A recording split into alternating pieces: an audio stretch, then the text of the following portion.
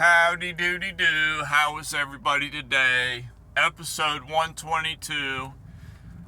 Of course, another episode where I have to come out and apologize for my previous episode. I told everybody that this is like an open book. And that's why I put it out there, because I've kept so much inside and never let anything out for my entire life. And for some reason, this venue of the internet, which would seem crazy, but it makes it to where I tend to be more honest and speak more freely than I do in person with people. And yesterday's episode, I was really, going off on some things, and that was a little bit too much. So let's tone it down, dial it back. Nah, bro, I want the nitty gritty. Well, come on. You can't go to Pound Town every day, all right? Basically, I've got to keep this within like 30 seconds here. To sum up yesterday's episode, it was just some of those bad mental thoughts that I was letting encroach on me over the past week. And it's just, they're just coming on hard right now. And it is one of those testing periods that will just test your willpower as a human. Because, of course it's hard to just finish it all and be done with life in general. Or, no, that's the easy way out. Well, it is easy, but my message yesterday, the positive aspect of it was, I'm just trying to say that it's not worth it, because it's not worth it. Not because your life is going to instantly change today, not because tomorrow or an hour from now you're going to be a brand new human and everything's going to be rosy and you're never going to have any troubles ever again in your life. That's a pack of lies, all right? You're always going to be challenged. You're always going to be pushed. But if you end this journey now, then what? There's going to be one day that you're not going to enjoy. That was a great day. Point in case. I had a great day recently. It was awesome. It was like it seems silly, but I had a nice day. Even the second half of yesterday was a nice day for me. But do you see what I'm saying? I've had some really enjoyable moments in my life. And yet what? I'm going to just let those overgrown sessions of mental pain and anguish overcome me? And no, because like I've said before, I'm done with that. We push forward to the next level of our brain power, and not in intelligent brain power, but our brain power on our mind and how we can overcome things mentally, and how it's not because we get more jaded, it's because we are just stronger people in general. So that's kind of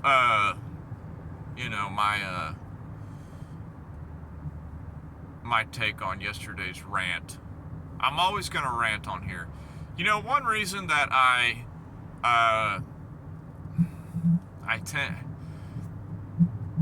don't know, certain things have really brought out more honesty in me in my life. I don't know why. But I guess it feels good. Maybe this is like a selfish therapy session.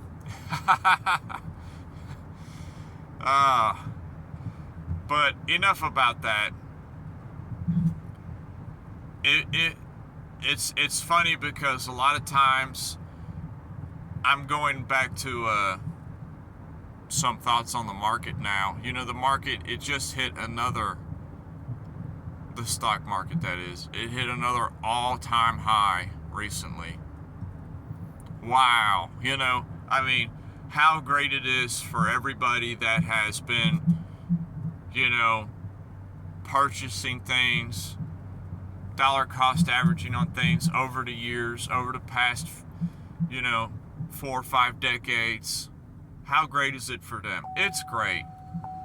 They're doing wonderful. You know, they are so living by that rule of the, you know, just invest early, invest often, dollar cost average, and getting that nice 8-10% return in the markets over time. The compounding of their investments. I mean, it's just been beautiful. You know, what a great time to retire right now. You said, oh, inflation's real high. No, now is the time. Now is the time. Take all your risk off the table. Beautiful time to retire. Why do I say that? Not from personal experience, just from people that I know. A vast majority of people that I have worked with in my life, they are hanging it up. They're hanging it up. Their money's at an all-time high. You know, they don't care about inflation because majority of them, they've already had all their houses paid off and things like that. You know, they're just hanging it up. But what does this have to do with people that are coming up? People that are just getting into the game, or people that are late to the game, or people that are trying to get more serious about their investment game. What does this mean? Is that same model going to work for us 20, 30, 40 years from now of that? Well, the previous generation is going to say yes. Oh, yes, it will work. But did it work for their previous generation? You know, did that same model work 2 generations ago? I don't know. You know, it doesn't quite seem that way. It just seems to be a recent phenomena, you know, of the past 50, 60 years. If it's not broke, why fix it? Okay, it might still be working, but you know, when you want to, what about when you're wanting to accelerate your growth? That is like what everybody is fighting to do, you know. Accelerating your growth in your business, accelerating your growth in your investments, accelerating your growth in your life. You want to be able to just push the gas on it and make it go. But trading and investments and business endeavors and relationships, they're not like that. It's not that simple of us just working harder at something and it compounding instantly. It's so finesse to things because, for example, when you feel like when you're actually in all of the wrong positions, so to speak. Say that you got 10 different investments going on right now, and the market's just going up and up and up, and all 9 out of 10 of your investments haven't even seen a percentage change. They're just flat, if not going down. What's that doing to you? What's that doing to your psyche? Is that just, oh, it's always me. It's always me. I'm always the one that ain't getting up. That's just your perception. You just haven't quite developed that finesse of finding what's really hot and what's moving, what's trending, so to speak. You're grabbing the more stable things. Well, that's what I want. I want to be stable. Well, if you want to be stable, then you shouldn't be expecting these high percentage growths in your account if you're investing in stable assets, so to speak, that don't change too much. And on the other hand, if you're investing in these smaller companies and smaller assets, and you should be prepared for them to have huge swings of double-digit percentage points, Be prepared for that. You be prepared for something to just, within a day, drop 20% on you, just like that. Wow. What, did the company go bankrupt? No. There's just not a lot of liquidity in that particular company. So somebody sold off 20,000 of their shares, it's going to tank the price because it's going to bring the medium of value on that particular price of that company way down. That's what happens when you're in small investments like that. You have to be prepared for that. Oh, sure, you don't bat an eyelash when it goes up 30%. You're just thinking, great, all right, I'm the picker. Man, I can pick them.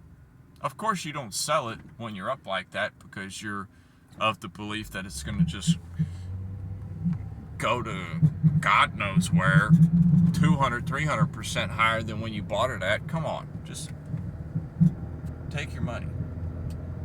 There's a very small position I have in this bond, and this was a technical position I had taken based off of technicals, and it had what was it? I bought it like 213, I think, and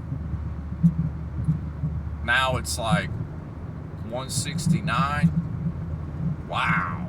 That's like a big drop. Okay. Is that hurting me? No, not at all, because it was such a small position and I have a large time frame in mind for this particular play out. I wanted to see this play out, be it goes to zero or to where I'm have my projection. But it's just interesting that people always can say this, but they just don't have that holding power of being able to hold on to something. I've talked about this till I blew in the face about that, on having the holding power. Does it mean that you just hold on to garbage till it's zero? No. But everything is going to go higher than you expect and go lower than you expect. It always is like that.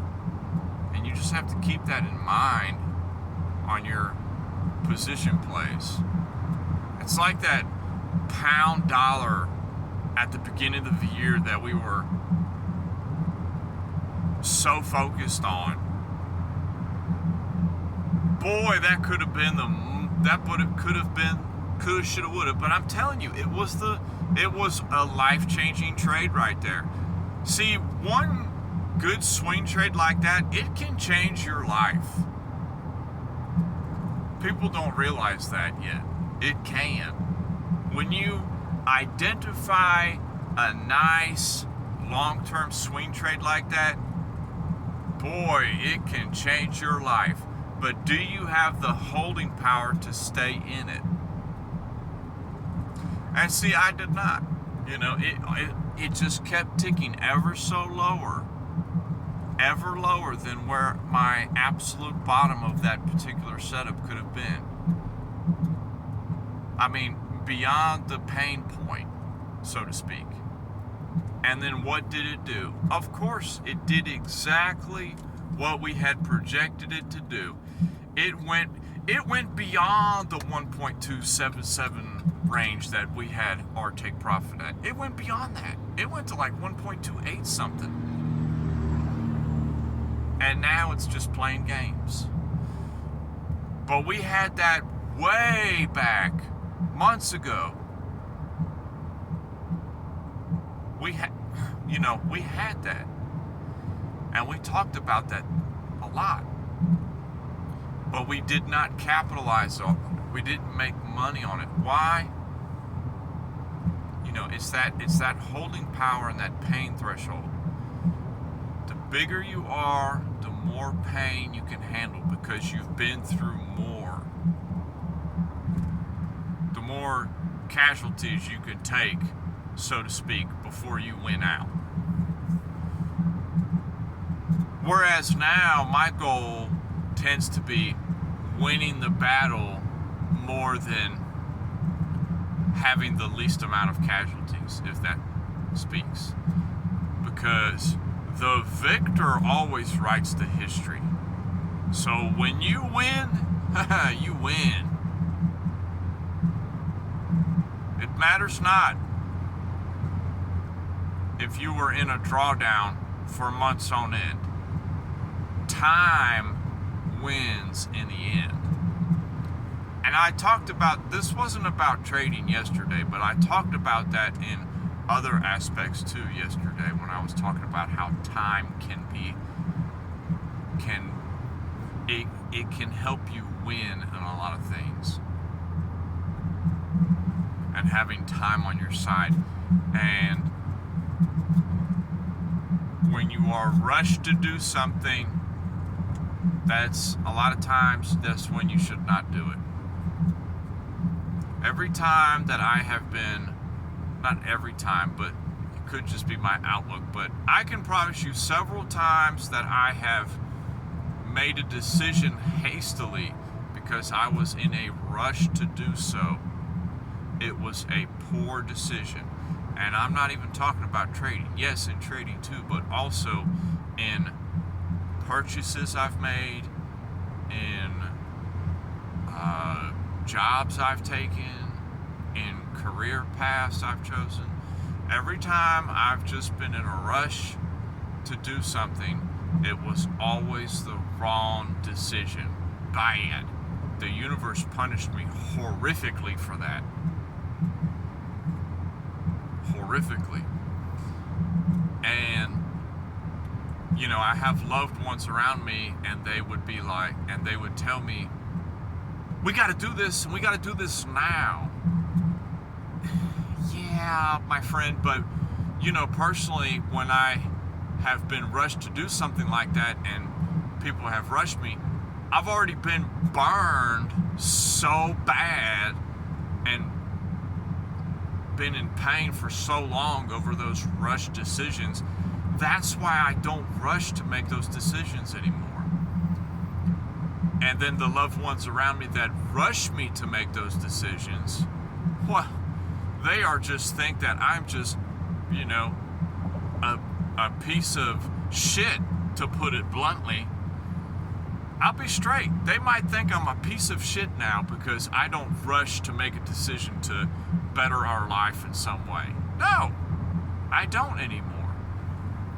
I do much more evaluating now than I used to, because I used to just jump into it and just take it as it comes, and man, it was painful for a long time. I would suffer endlessly. I still suffer over many of the decisions I've made.